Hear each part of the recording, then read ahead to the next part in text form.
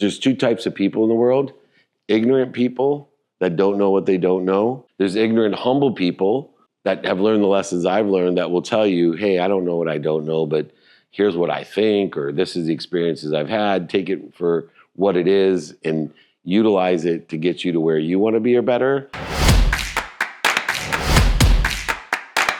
Since 1981, Justin has been producing world-class Bordeaux-style wines from Paso Robles on California's Central Coast. As the pioneer of Paso, Justin wines are what put Paso Robles on the winemaking map. The Justin team believes that wine should be exceptional from every angle, which is why their team uses boutique winemaking practices like hand harvesting and hand sorting. With a rich history of accolades, Justin produces exceptional wines and is proud to be America's #1 luxury Cabernet. Whether you're the first-time wine drinker or a wine aficionado, Justin has a wine for every celebration and occasion. Visit justinwine.com and enter promo code PLAYBOOK20 for 20% off your order. Justin offers the perfect holiday gifts for clients, colleagues, friends, or family. Be sure to check them out at justinwine.com to receive 20% off your order for a limited time and use the promo code PLAYBOOK20. I love being here. I grew up here in San Diego, went to Patrick Henry High School, grew up in San Carlos, used to come up here to the arcade and play. And I dreamed about playing football here. That was my dream. When I was young, I grew up with a single mom, 6 kids. Actually got recruited here. I was all CIF in San Diego, but for some reason, they thought I was a little too small, slow, not talented enough. So I ended up playing football in Los Angeles in Division III because I love sports. And I have a lesson about lessons. I was one of those people that took a lot of notes. Anybody here like write down everything in your classes? Yeah, I was that guy, and I ended up with a $1,200 bill every month. I'm 56 years old now. Every month I pay $1,200 for a storage unit that's filled with boxes of notes from college, law school, business school, Bob Proctor, Tony Robbins, Jack Canfield, the millions of dollars I've spent on education, personal development. They're all sitting in boxes, and I can't use any of it. And so one of the best lessons I wish somebody would have taught me when I was your age is don't write down everything, but also don't write down nothing.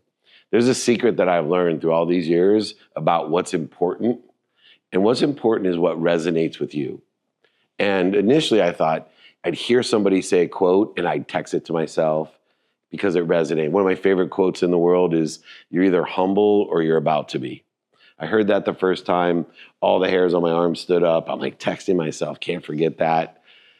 Create a system to access all those things. And then even later, I found that even more valuable than the things that resonate with me, that make the hairs stand up on my arms, are the things that I disagree with most. So, you know, when someone says something really stupid and it aggravates me or pisses me off, I write that down too, and I do research to figure out why does what somebody else think or somebody else say upset me so much. There must be something important in there. There must be something to learn. And so before I get started, I always like to tell people the best lesson is about how we receive lessons and what to do with them. So if something resonates with you, agree with strongly or disagree with strongly, capture it. Put it in a folder, make it searchable, and then use it, attach stories to it.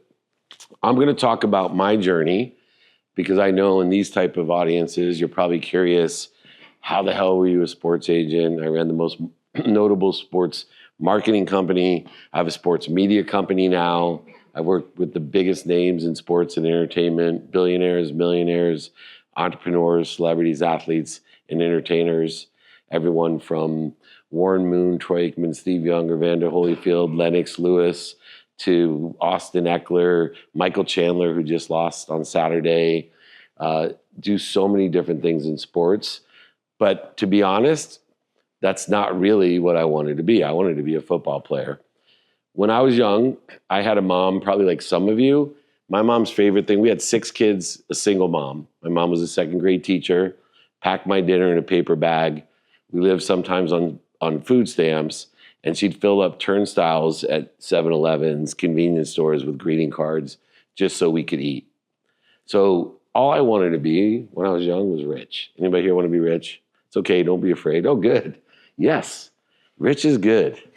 I've been rich, I've been poor. Rich is much better. It's that simple. Write that down. It's true though, but I just wanted to be rich, but for a simple reason. Only time I wasn't happy, I had this awesome mom, these incredible siblings, 4 brothers and a sister, super happy, but the only time I wasn't happy was when I didn't have enough money for something, right? The car broke down, the dishwasher, we didn't have money for food sometimes. I couldn't go to summer camp. I couldn't go on my senior trip. And I catch my mom crying. So I said to myself, no matter what, I just want to make money. I want to buy my mom a house. I want to buy my mom a car.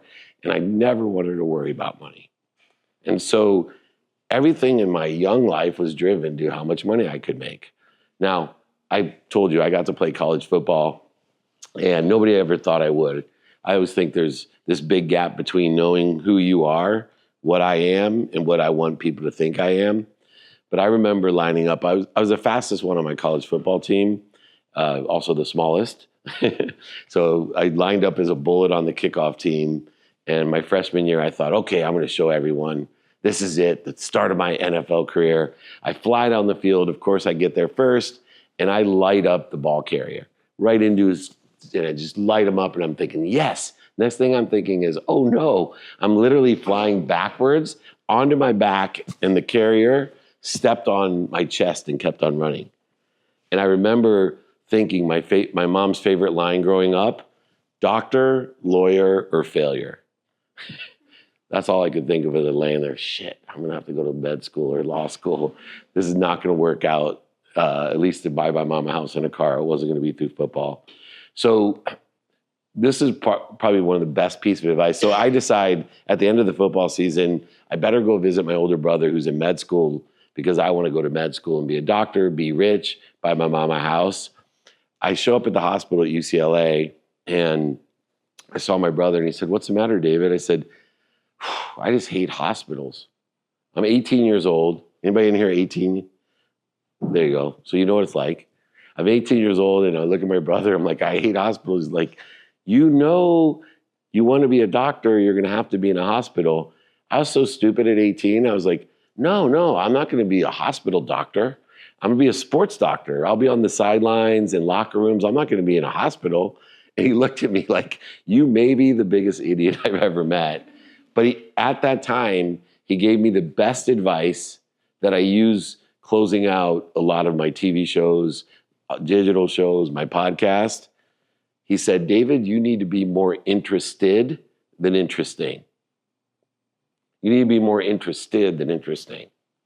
And I've lived my life being more interested, learning about everything, the things that I hate, the things I don't like, the things that you say that I hate, the things that you say that I do like. I'm more interested than anyone. I don't let it go. I'm not here to be interesting to you. I'm here to inspire you to be interested, to utilize your skills, your knowledge, and your desire to improve, to pursue your potential. What got me to where I am today is I continually develop my skills, my knowledge of who and what, and my desire. I believe the common denominator of all those billionaires, millionaires, entrepreneurs, celebrities, athletes, and entertainers, one common denominator. They have a desire that they must be what they can be. If you don't have a desire that you must be what you can be, then surround yourself with different people and different ideas. That's the only thing standing in your way. You're either limited by the meaning of your past that you give it, the lessons, the mistakes, failures, and setbacks, and you're going to hear some pretty big mistakes, failures, and setbacks in my life. You're only limited by the meaning you give it, and you can give meaning to anything you see. You give meaning to it, nobody else. And you're also limited by your imagination, your own self-image. I've never met one person in my life that overachieved their own self-image. So if you don't feel worthy, if you feel like shit, if you don't think you're good enough, I promise you, you won't overachieve that. I'm here to tell you, you are. You are worthy. and keep on expanding your skills, your knowledge, and your desire, and you will achieve things you never dreamed of. I'm the chairman of Napoleon Hill Institute. Anyone ever hear of a book, Think and Grow Rich? If you haven't read Think and Grow Rich, please do. Changed my life. It's an amazing book, over 500 million copies of Think and Grow Rich, written in 1937. It will change your life.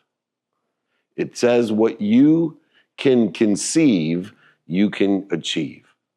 And that's what I took as I decided I'm not going to be a doctor. I decided to be a lawyer, and I wasn't going to be a sports lawyer. I love sports. I would have loved to be a sports lawyer, but it didn't pay back then. It didn't pay. So I did my research and I found out what graduates from law school made the most money. It was in oil and gas. Oil and gas litigators. Working for the big oil companies, you make a ton of money. So I went to the leading law school for oil and gas, which, by the way, today is the leading law school for sports law. So if anybody wants to be a sports lawyer, I'm on the board of admissions there. I can help you get into law school to be a sports lawyer if that's what you want to be. But I just wanted to be rich. And believe it or not, oil and gas litigators made way more than sports agents. And so I went to Tulane Law School in New Orleans, learned civil and common law, graduated top of my class. I got a job offer right out of law school for an oil company in Houston, Texas in 1992. It's probably older than your dads and moms. In 1992, you weren't born yet. In 1992 for $150,000 plus bonus as a lawyer. But my law professor also turned me in 1992 onto this thing called the internet. Anyone ever hear of that? A lot of people didn't in 1992. And I got offered a job for $250,000 to sell legal research online. Back then it was 9600 baud modems, dial-up modems, monochrome screen, DOS, which you probably don't even know what that means. Shit moves slow, that's what it meant. And I told my mom, hey, what should I do? Should I be a real lawyer, oil and gas, or work in the internet?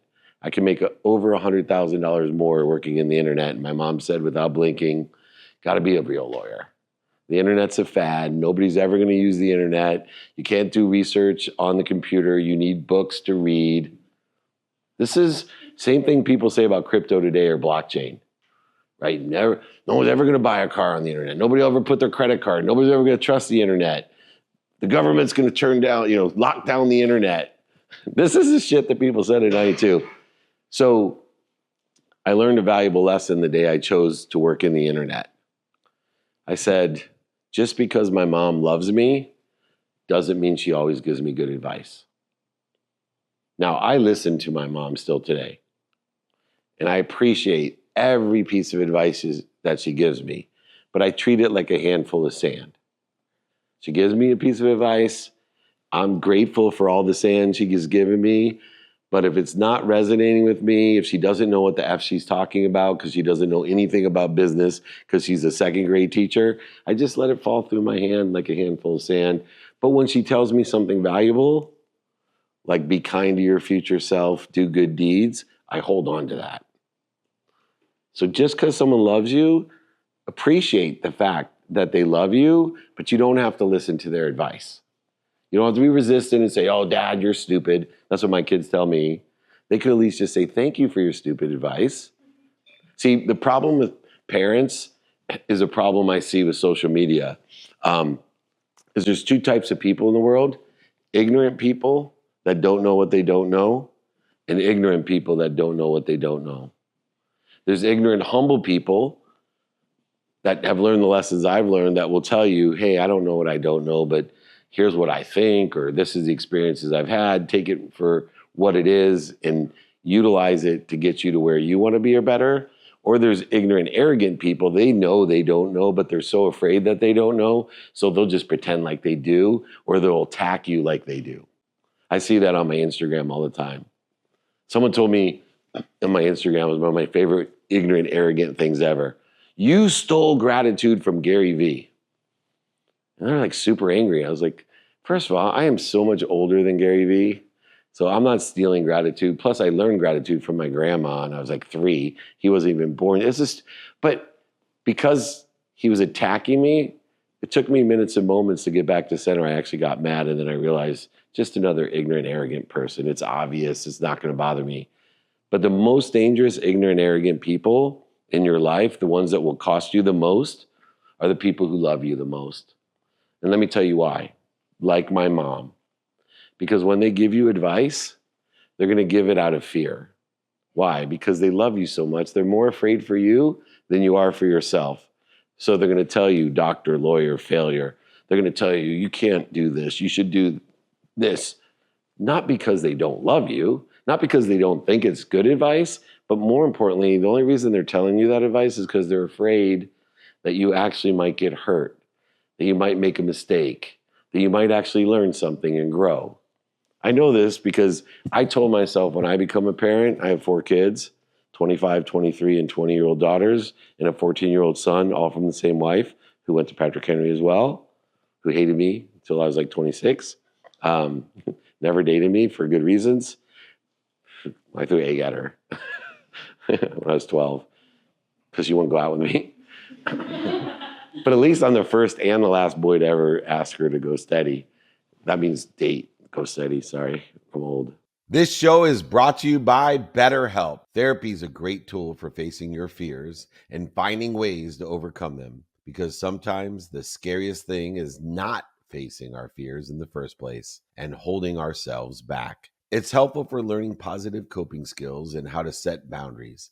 It empowers you to be the best version of yourself. It isn't just for those who've experienced major trauma. If you're thinking of starting therapy, give BetterHelp a try. It's entirely online, designed to be convenient, flexible, and suited to your schedule. Just fill out a brief questionnaire to get matched with a licensed therapist and switch therapists anytime for no additional charge. Overcome your fears with BetterHelp. Visit BetterHelp.com/playbook today to get a 10% off your first month. That's BetterHelp, HELP.com/playbook. Imagine starting a small business, your first customer, first hire, first real paycheck. But everything isn't just exciting, it's scary. That's where JustWorks come in, the all-in-one platform that supports small business growth. Access seamless tools that help with benefits, payroll, HR, and compliance with transparent pricing. It's time to make payroll painless. Run payroll in 90 seconds or less and automate payments so you can set it and forget it. Did you know in 2023 alone, they processed over 25.6 billion in trusted payroll customers? Don't worry about the paperwork piling up either. They take care of payroll tax documents and reporting to help you stay compliant. Visit justworks.com/podcast to join the thousands of small businesses that trust JustWorks to take care of payroll, benefits, compliance, and more. That's justworks.com/podcast. Anyway, I took that job 9 months out of law school. I was a millionaire, bought my mom a house and a car. 3 years later, in 1995, we sold the business for $3.4 billion in 1995. That was a lot of money in 1995. Changed my whole life. I decided that I don't need to sell legal research. I went up to the Silicon Valley and learned venture capital. So I'm constantly not worried about a title. I'm not worried about a degree. What am I always doing? I'm just developing the skills, the knowledge of who and what, but continually using my desire to create a delta in my life.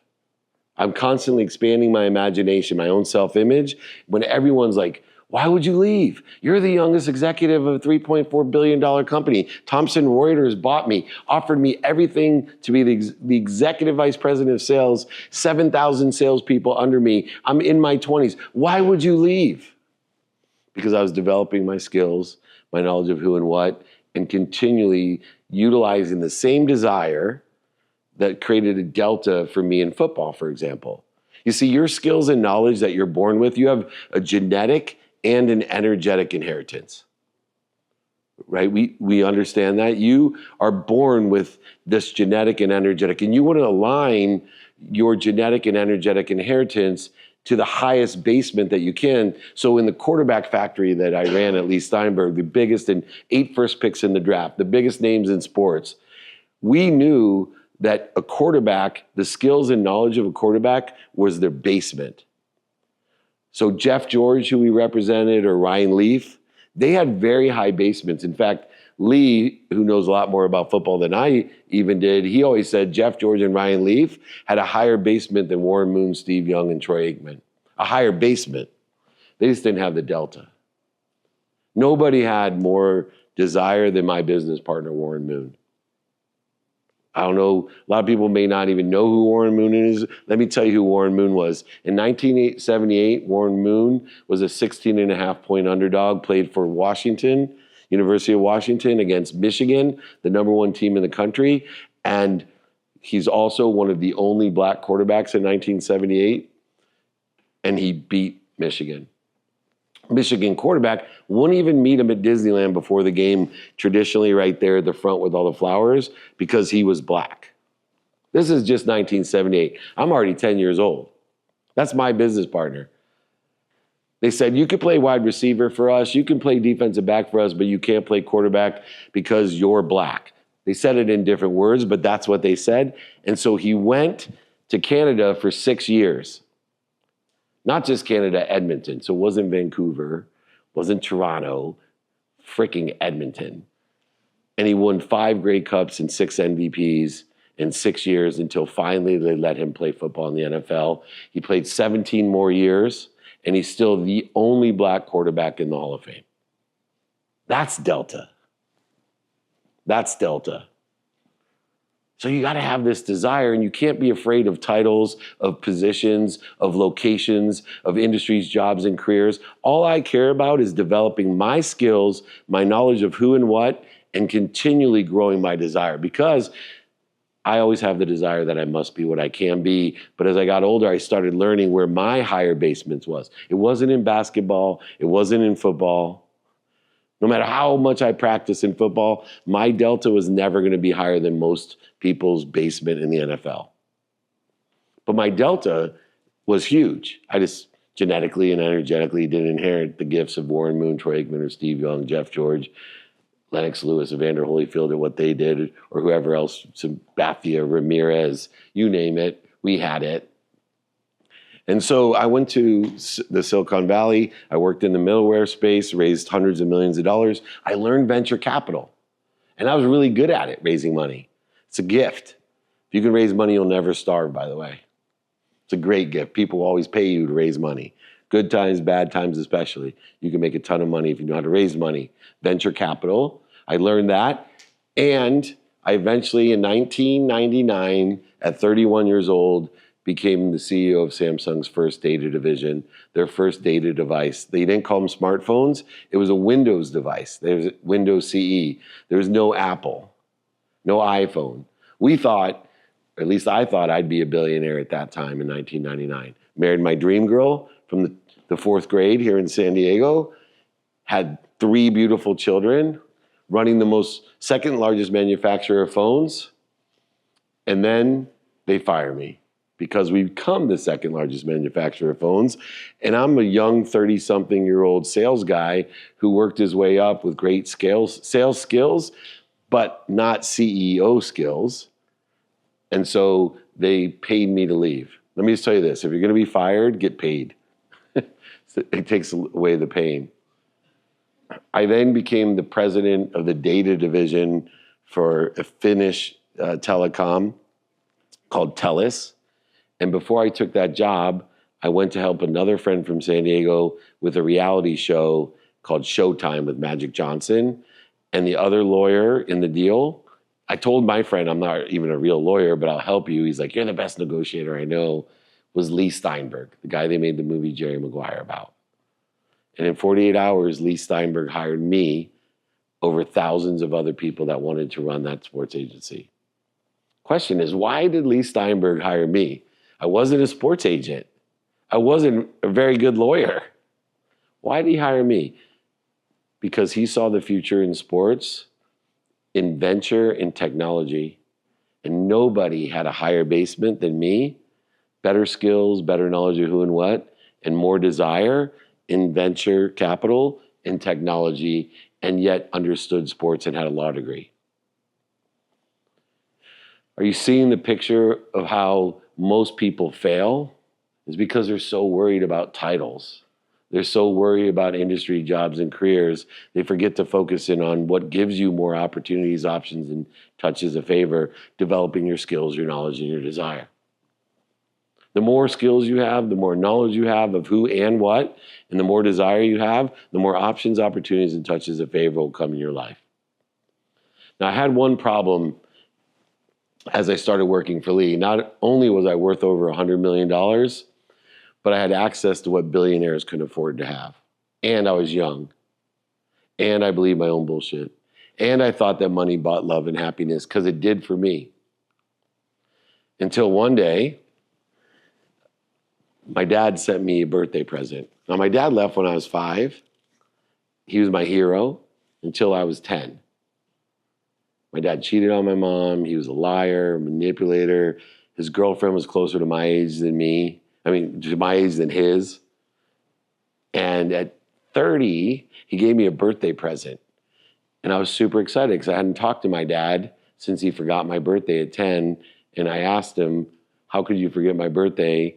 Didn't hurt my feelings as bad that he forgot my birthday as when he lied to me and said, I just don't believe in birthdays. I was like 10 years old. I'm like, dude, you celebrate all my siblings' birthdays. You celebrate your girlfriend's birthday. All of a sudden, you don't believe in birthdays? No, you forgot my birthday, you lying son of a... And so I told my dad at 10, I hated him. By the time I was in my 30th birthday, he sent me my first birthday present in 20 years. Opened it up, started to cry because it was a beautiful blazer, a jacket.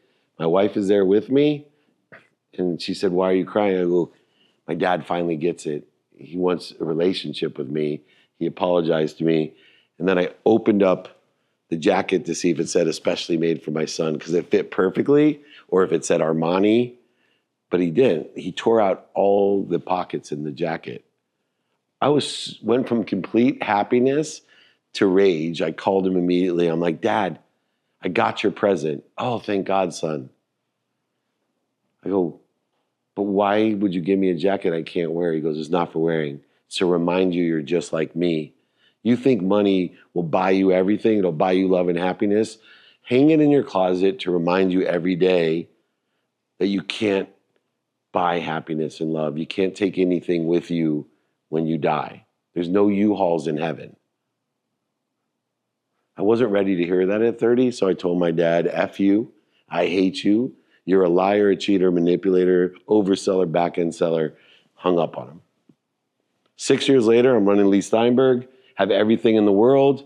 My best friend, Rob, who also went to Patrick Henry, who also asked my wife for me at 6th grade Camp Kawiyamaka, to go study with me, and then made fun of me because she said no.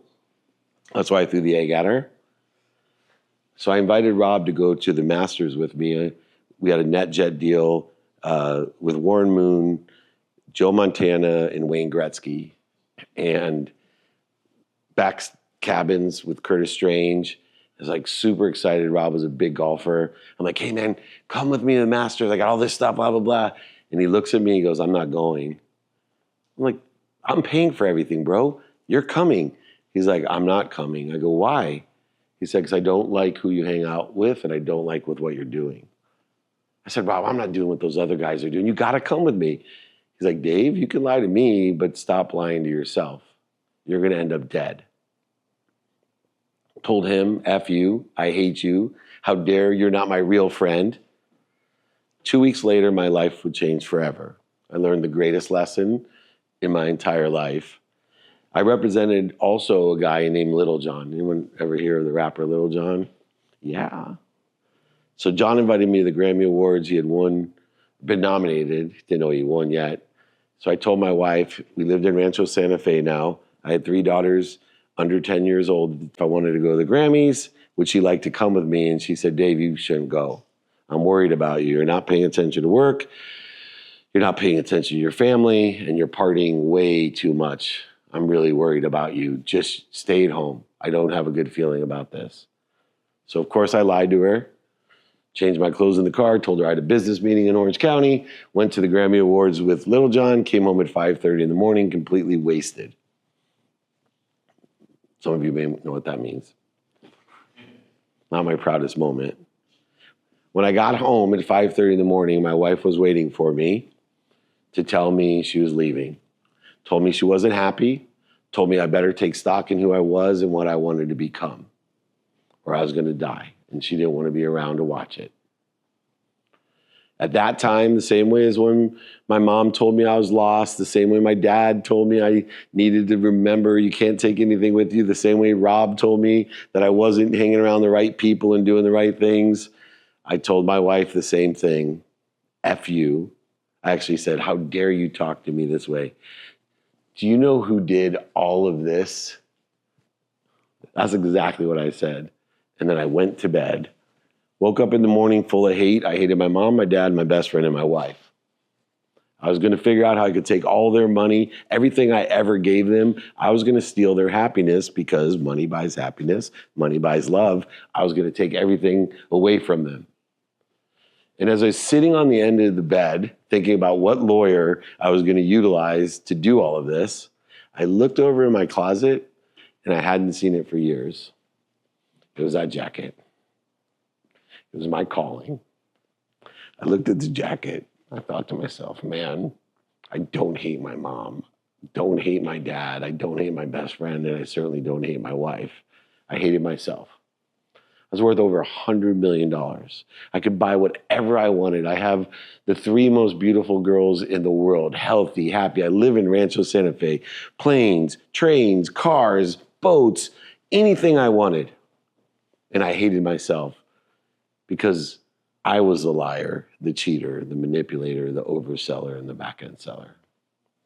So I sat there all day and I took stock in who I was. Those values that we talk about, gratitude, forgiveness, accountability, inspiration. I started to look at my life and I started to change. And thank God my wife stayed with me and I rebuilt my life where it is today. 2 years into that journey, that transformation, I went bankrupt in 2008. I lost everything, over $100 million. But it wasn't the worst time. The worst time was that night that I came home and almost lost everything. The most important day of my life was when I lost everything and had to go to my mom's house to tell her I was bankrupt. It wasn't just the fact that I could go to my mom and tell her I was bankrupt, but it was what occurred when I did, because not only did I have to tell her I was bankrupt, the only reason I ever wanted to be rich was to give her that house. And I had to tell her she was moving because I didn't take my name off of the title of the house. So she was going to be evicted. The house was lost. So I knocked on the door. The minute she came to the door, I started to cry. She's like, oh my God, are you okay? Are the girls okay? Is Julie okay? Yeah. Well, what's the matter? I said, Mom, I lost everything. Oh my gosh, do you need anything? No. Mom, I lost your house too. You're going to have to move. Oh, are you okay? I'm like, Mom, I don't think you heard me. I lost your house. You have to move. Do you need some money? Mom, listen, honey, I heard you. Do you need anything? I said, Mom, why am I being punished? I said, I've done everything I was supposed to do. I've been working really hard. I stopped drinking, using drugs. I've stopped. Why now am I being punished? I told her, I don't believe in God. She smiled at me. She said, oh, no. You believe in God. You just believe in the wrong God. You're protected, you're promoted, and you're loved and perfected by this. I can't wait to see what you do next. There's 2 things in my life that will shorten that distance of resistance that we create by allowing what other people think to determine what we do. It's an energy gap. It's wisdom, surrounding yourself with the right people, the right ideas, the skills, the knowledge, and the desire derived by the right people and the right ideas. And 2, faith. Faith there's something bigger than you that loves you, protects you, promotes you, and perfects you more than your mom. And that's how I've lived my life ever since. I've been able to make more money than I ever have, help more people than I ever have, and have more fun than I've ever had. And I am here not just to teach you to think about and to change the way you look at things so the things you look at change, but to help you. I am here, whatever I can do, whatever you want to be. I come here almost every year, except for COVID, I think, to tell you to develop your skills, to develop your knowledge of who and what, and to grow that desire, to use wisdom and faith